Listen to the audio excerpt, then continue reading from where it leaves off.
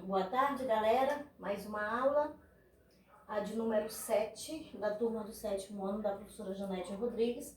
Aula de língua portuguesa, onde nós vamos estar fazendo uma revisão dos assuntos que eu até contemplei lá no formulário, né? De atividade da T1. Então, eu vou fazer um apanhado do assunto crônica, figuras de linguagem e o discurso. Olhando assim, panoramicamente, o que é isso? Olhando os três assuntos, como eu coloquei, vocês podem estar pensando, o que uma coisa tem a ver com a outra, né? O que crônica tem a ver com figuras de linguagem e discurso? E muitos alunos, quando abrem o livro, que olha o gênero textual e olha os assuntos para trás, principalmente os assuntos de gramática, começam a se perguntar o que tem a ver, né? Aquele texto inicial com os assuntos contemplados depois. A relação, pessoal, é porque quando o autor ele organiza um livro didático, ele pensa em associar os assuntos. Então, para se trabalhar os assuntos gramaticais, ele precisa de uma sustentação, ele precisa de um texto.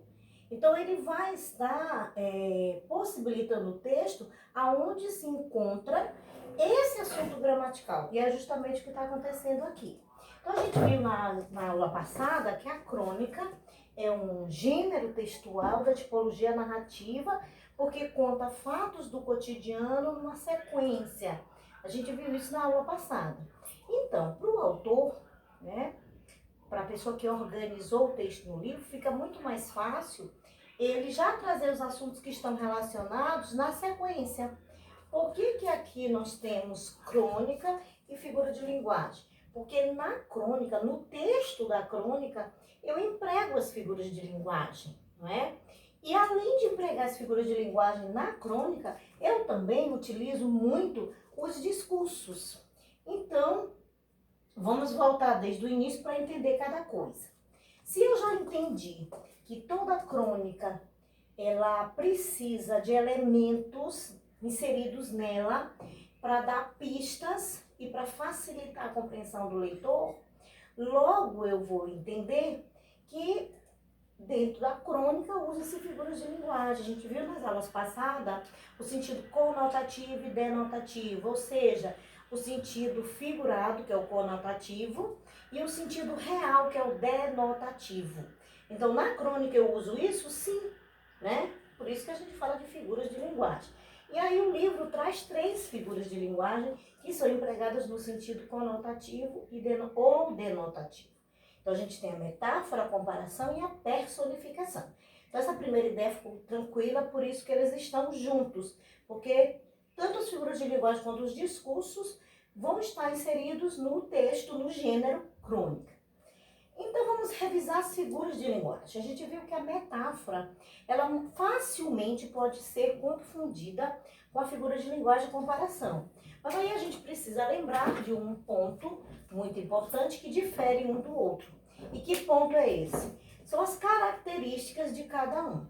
A metáfora, ela apresenta a característica de afirmar e comparar. Quando eu digo que é alguma coisa como a outra coisa, quando eu digo que é bonita como uma flor, eu estou afirmando como eu estou comparando. Então, essa é uma característica só da metáfora. Já a comparação, ela não tem vamos dizer, 2 elementos na sua característica. Ela só tem um, que é comparar. Então, quando eu digo assim, Joana é bela... Não. Joana é como uma flor do campo. Eu não vou dizer que Joana é como uma flor do campo. Eu digo Joana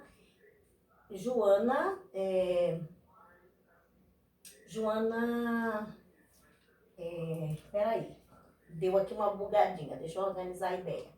Joana parece com uma flor do campo, né? Eu estou comparando. Joana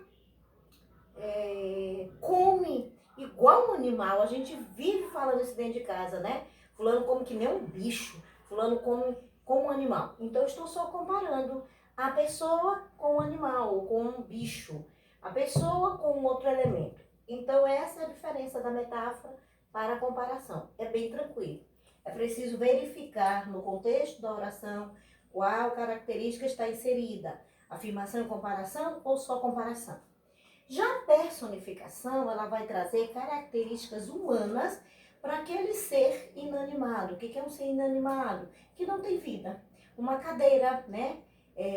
Que não tem vida, não. Que não é humano, perdão. Porque o animal tem vida. E eu posso usar a personificação para o animal lá nas fábulas. E quando eu digo isso, eu estou dizendo que eu vou dar, dentro da minha história, características humanas para o animal. Ou seja, ele vai andar de forma ereta, sobre duas patas, igual ao ser humano. Ele vai ter uma casa. Ele vai ter comportamento igual ao de um ser humano. Então, observem que nessa narrativa, nessa história, nesse conto, nessa fábula, você vai verificar que aquele animal, ele se comporta-se como um ser humano. Então, foi dado que recurso? Personificação, tá? E uma outra coisa bem lembrada, galera, é que a personificação, ela não é utilizada só na narrativa, tá?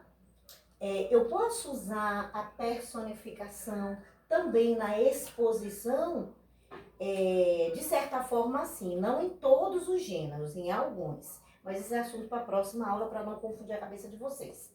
Eu posso usar a personificação só na fábula e no conto? Não, no poema também.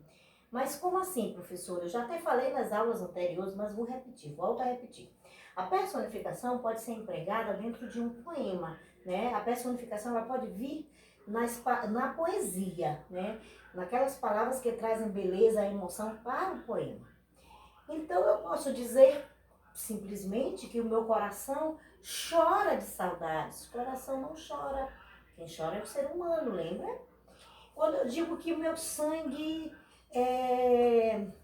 vibra, quando eu digo que meu cabelo grita, né, por um shampoo, porque está muito sujo. Então, o cabelo não tem boca, não fala, cabelo não é humano. Então, a personificação tanto pode ser usada no conto, quanto na fábula, quanto também nos poemas. Tranquilo? Como é que eu vou perceber, professora, a personificação? Quando eu observo que eu estou relacionando um animal, um objeto, uma coisa a uma característica humana. Isto é o recurso da personificação. E discurso. Discurso vem de expressividade, de fala. E o discurso, ele aparece nos textos narrativos, sim.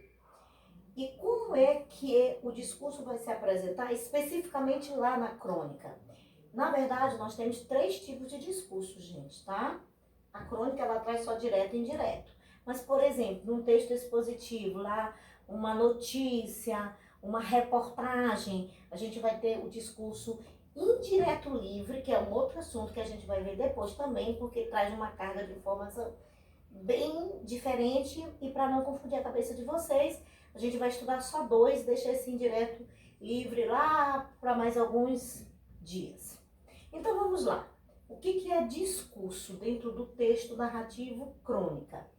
Como a gente viu, a crônica vai ser um fato do cotidiano que a pessoa vai escrever e vai narrar sobre, vai enfatizar esse fato. Beleza. Eu posso fazer ela em primeira pessoa ou em terceira pessoa. O que é escrever um texto em primeira pessoa, né?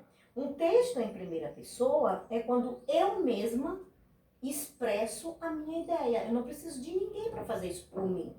Primeira pessoa, eu, né? A gente aprendeu lá em pronome. Então, quando eu tenho a intenção de expressar a minha própria ideia, minha própria manifestação comunicativa, ou seja, minha própria fala na história, tá em primeira pessoa e o discurso é direto. Beleza? Quando eu apresento um fato falando por alguém, não é a mesma pessoa que está falando, eu estou falando por ela, eu vou ser a terceira pessoa, né? Então o discurso vai ser indireto, bem simples de entender. Como é que eu identifico o discurso direto e indireto? Pelas pessoas. Então, se eu observo, vamos ver aqui um trechinho do próprio livro de vocês, que eu achei interessante, vocês podem acompanhar, e eu vou ler para quem ainda não está com o material. Só lembrando de que quem ainda não está com o livro, né? A mamãe e papai vai ter que fazer o pedido para que vocês acompanhem as aulinhas aí, tá? Para que a coisa não fique tão distante do que a gente fala na aula, do que você recebe do outro lado. Pronto. Então, vocês vão ver que na página 20 tem um trechinho que o autor destaca e ele coloca os dois discursos muito bem próximos. Olha só, prestem atenção. Conversei com Alice sobre várias coisas importantérrimas. As músicas que seriam a trilha sonora do churrasco, o biquíni que ela usaria, se ela receberia o povo de cabelo preso ou solto, se passava o shampoo para dar brilho ou o anticaspa, se colocava um shortinho azul ou vermelho. Observem que aqui a personagem, né, ela mesma está se manifestando. Ela está conversando no telefone, a menina está conversando no telefone, mas só que ela não está expressando uma ideia dela. Ela está conversando com alguém, mas falando de um outro alguém, que seria quem? Alice. Então, essa pessoa que está conversando aqui é a Maria, vamos supor que é a Maria. Maria está falando de algo que ela informou para Alice, então ela está se referindo a Alice. Então, observe que aparecem os pronomes em terceira pessoa. Ela, né? E o próprio nome da menina que não é que está falando. Então, tá claro o discurso o quê? Indireto. Já embaixo tem assim a mãe da menina. Chega, Maria de Lourdes, agora chega. Você está há horas nesse telefone. Não é possível que você estude com essa garota, viva grudada com ela, para cima e para baixo, e ainda tenha tanto assunto para falar. Amanhã na escola vocês conversam. Então observem que a primeira fala, a Maria de Lourdes fala de alguém. Ela não deixa esse alguém falar. Ela está falando por alguém. Tanto que ela usa o pronome ela. Já no segundo parágrafo, a mãe se expressa por ela mesma. É ela que fala para a menina. Não é uma outra pessoa que diz, aí então a mãe de Maria de Lourdes olhou aquela cena e falou para a menina. Não, é a própria mãe que fala. A gente também pode identificar o discurso direto por uma pontuação, não é? E geralmente o discurso direto ele vem acompanhado dos dois pontos e travessão. É um elemento muito fácil que nos ajuda a identificar o discurso direto. Por quê? Vamos pensar, quando a gente começa a aprender alguns gêneros da narrativa, na nossa escola a gente começa a aprender desde o primeiro ano, né, do fundamental, então os meninos já têm esse contato dessa pontuação. Então a gente já aprende que quando alguém dentro do texto, esse alguém é o personagem que ele vai falar, eu posso usar as aspas, mas eu também posso usar o travessão. E todas as vezes que eu uso aspas ou travessão, eu uso os dois pontos para quê? Para separar a parada que o narrador dá no texto para deixar o personagem se manifestar logo depois. Então, dois pontos indica que o narrador parou e que agora é o personagem que entra para falar. Logo, se o personagem entra para falar e é marcado pelo travessão, o discurso é direto. Por isso que eu estou colocando travessão em dois pontos. Mas também eu posso usar só as aspas, tá? Não travessão e aspas, só as aspas entre a fala. Ali já vai indicar a fala do personagem. Também caracteriza discurso direto. E ficou claro o discurso indireto, que é o contrário. É aquela fala que não é traduzida, que não é indicada, que não é representada pelo próprio personagem. É alguém que fala. Vamos trazer para o nosso cotidiano. Eu gosto muito das minhas aulas para o cotidiano. Então vamos do cotidiano. Quando eu digo assim, eu detesto... O que eu detesto? Eu sou boa de boca, gente, mas eu detesto carne moída com verdura. Eu detesto carne moída com verdura, por eles motivos. Isto eu me manifestando. Olha lá o eu. Nem sempre vai aparecer o eu, né? Mas fica também muito fácil perceber que sou eu que estou falando quando, por exemplo, eu tiro o eu. Detesto carne moída. O verbo detestar, detesto, está em primeira pessoa. Vai pedir o eu lá juntinho. Então, fica tranquilo identificar se é eu, ele ou ela, né? Então, se eu digo isso e alguém vai falar por mim, ele não vai mais usar esse verbo nesse tempo, né? Ele vai usar um outro tempo verbal. Então vai dizer assim, meu filho pode falar por mim, um aluno ou alguém diz assim, tia Janete detesta carne moída. Ela detesta carne moída. Vejam que a ideia de expressar né, um pensamento, ele vai mudar. Porque é muito diferente eu falar ou outra pessoa falar por mim. A ideia de discurso direto e indireto enfatiza primeiramente essa ideia. Nas próximas aulas a gente vai vendo outras características que vão ampliar mais a ideia de vocês. Mas a priori, né, é essa a primeira ideia. Então, diferenciando discurso direto de indireto, é só observar, é só ficar de olho em qual pessoa que faz a manifestação no texto. Primeira, eu. Terceira, ele ou ela. Se não aparecer eu, ele ou ela, mas o verbo vai indicar que pronome vai estar lá se fazendo referência, tá? Então, se a gente já entendeu todas essas questões de que a crônica pode se utilizar, pode lançar mão, pode trazer, né, figuras de linguagem em discurso, a gente vai encerrar a aula fazendo esse amarrado, essa revisão para ficar claro. O que vai aparecer lá no livro de vocês, lá nas atividades? Vai aparecer, né, a ideia de por que crônica apresenta esses elementos, né? Por quê? Porque a crônica é um gênero de texto que precisa apresentar até para o leitor entender quem fala e como fala. Por isso, ela vai lançar mão desses dois elementos aqui. E só lembrando que a crônica, ela é um texto chamado de gênero, tá? Por que é gênero? Porque é um texto, né? Não é tipologia. A gente viu nas outras aulas que a tipologia, ela vem de uma ideia abstrata, porque vem só da intenção da comunicação. Eu ainda não me comuniquei. Então, tipologia é a necessidade de comunicar, eu ainda não fiz isso. E o gênero já é a efetivação dessa necessidade. A partir do momento que eu falo, que eu escrevo, que eu desenho, que eu gesticulo, eu estou produzindo um gênero. Então, diferença de gênero e tipologia. A crônica não é um texto escrito, já é um gênero que vai fazer parte de uma tipologia que é narrativa, tá?